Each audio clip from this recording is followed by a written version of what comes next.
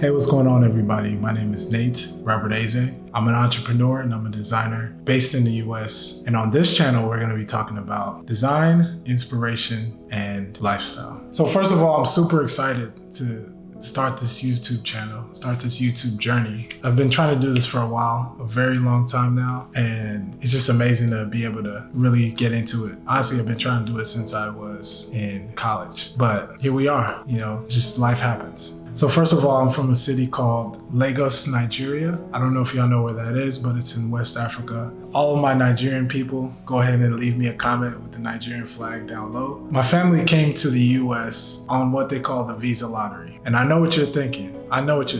Like lottery? Like gas station lottery?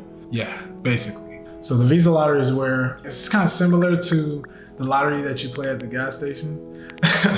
But pretty much you submit your information and basically knocks on your door and say, hey, you're going to the US. So when we came to the US, we came straight to Indianapolis, Indiana. And that's where I was actually raised. I was raised on the west side of Indianapolis. So pretty much we didn't really have much when we came here to the US. And anyone who's an immigrant of this country can tell you that it's not really easy when you move here. No matter what you've had back home, you kind of have to start from scratch, in most cases at least. So yeah, it wasn't easy. I went to public school pretty much all my life and I hated it, honestly. My parents owned a cleaning franchise. By day, it was going to public school and literally like struggling. I hated school. I wasn't a great student, just to be honest with y'all. It was struggling through school by day, and then it was cleaning people's toilets.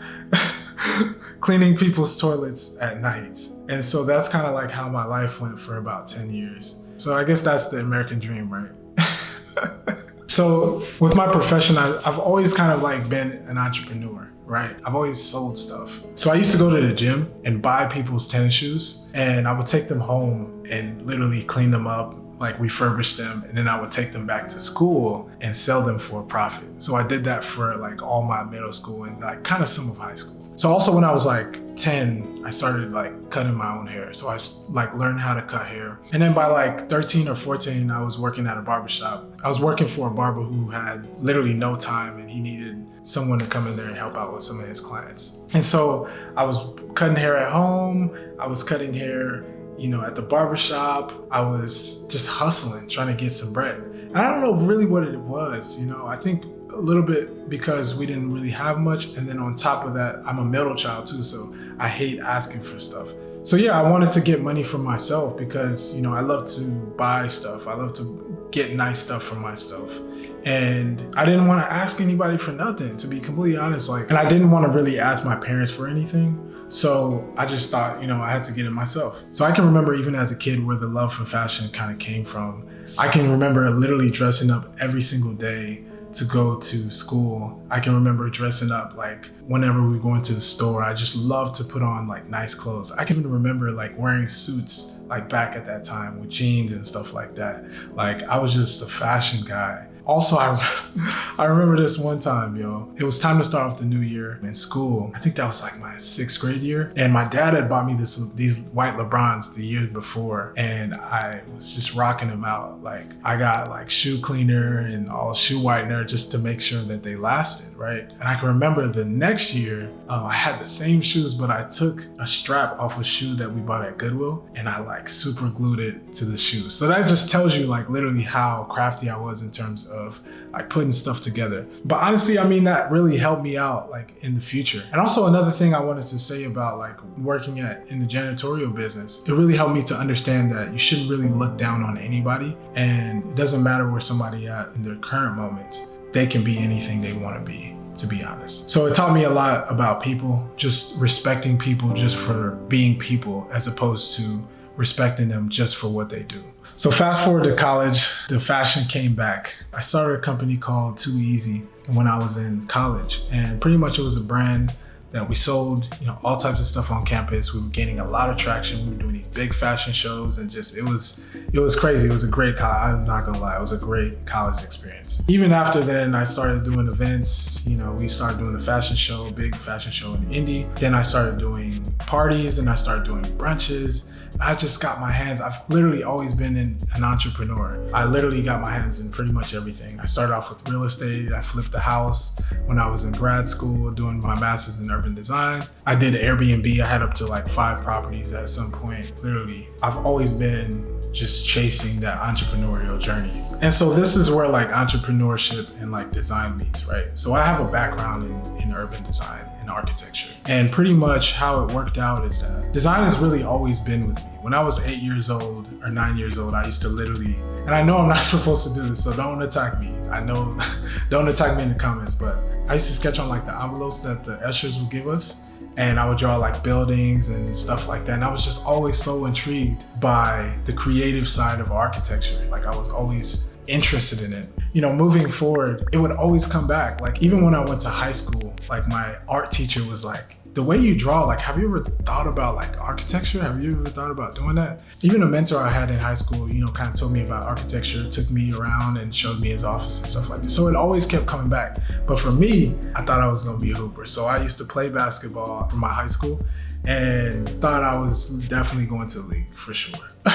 Which is definitely not the case, right? It's definitely not the case. I played basketball and I gave myself pretty much an ultimatum. So I said, look, if I don't get a Division I full ride scholarship, I'm gonna just do this architecture thing. I could just go to Ball State, I'll get a scholarship or whatever, and I'll just do the architecture thing. So my senior year came and y'all know the So I guess I wasn't good enough to play D1 basketball. And so, you know, I decided to go with my plan B at the time. And so I ended up going to Ball State studying urban design. Just like anybody else, I went to architecture school thinking, hey, I'm about to be this grandiose like architect. I'm gonna go to school for architecture and take all these classes, I'm gonna kill it, this and that. And I was humbled, really.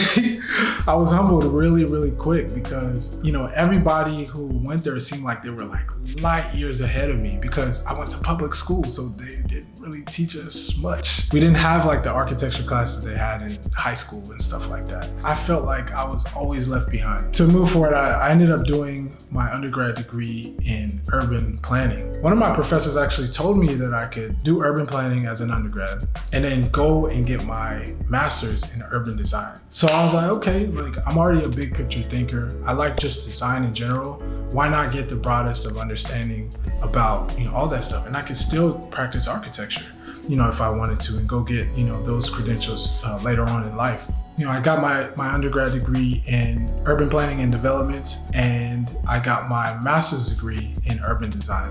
And the whole time I was literally working at an architecture firm. So that's pretty much my background in the design world. So I worked in architecture for about 4 years after undergrad, and it was dope, man. I got so much experience. I got put on some very, very interesting projects, which I'll be showing you all throughout, you know, the journey of this YouTube channel. So then 2 years ago, I actually started a company called Render Vision, which is everything I do combined, pretty much. So it's the urban planning piece, it's some of the architecture piece, and then it's architectural visualization as well, which is pretty much renderings and 3D animations and things of that nature. And I'm gonna make a video on my entrepreneurial leap and how I left my job, left corporate. It's a crazy story, so I gotta make a whole video on that. So yeah, I just wanted to bring you guys along my journey and kind of get you up to speed and tell you about my story so you can be inspired that if I can go from literally cleaning toilets to where I am now, you know, as a full-time entrepreneur and designer, you can do whatever you put your mind to. And that's my whole thing with this channel. I just want to inspire people to be able to go and reach their goals and understand that, you know, you can do this. You can do everything you put your mind to. So let me tell you what to expect from this channel. This channel is going to be a combination of design, lifestyle content, and inspirational content. I'm going to share with you my design process when it comes to architecture, when it comes to any other type of design, and why I do what I do and how I do what I do, and what tools I use to design. I'm gonna keep you up to date with trends. I'm gonna let you know the hottest tech, the hottest softwares, and architecture and design, and all those types of things. I'm also keep you up to date with fashion, some of the stuff I love. I'm gonna interview some of the powerhouses in design. I'm gonna bring some amazing conversation around design, architecture, and lifestyle. I'm gonna share with you some behind the scenes about how I live, how I go about my days, and my content creation in general. I want to get really, really in depth about some of the stuff it takes to get where you want to go. Instagram is a lot of the highlights. We show a lot of the finished product, a lot of the polished stuff.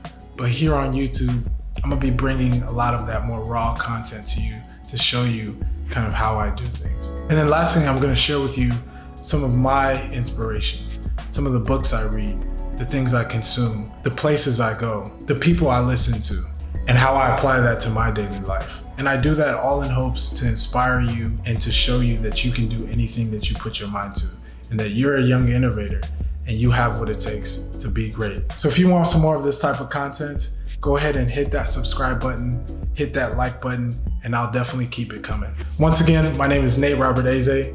I'm so glad to have you here on my channel, and I'll see you in the next video. Peace.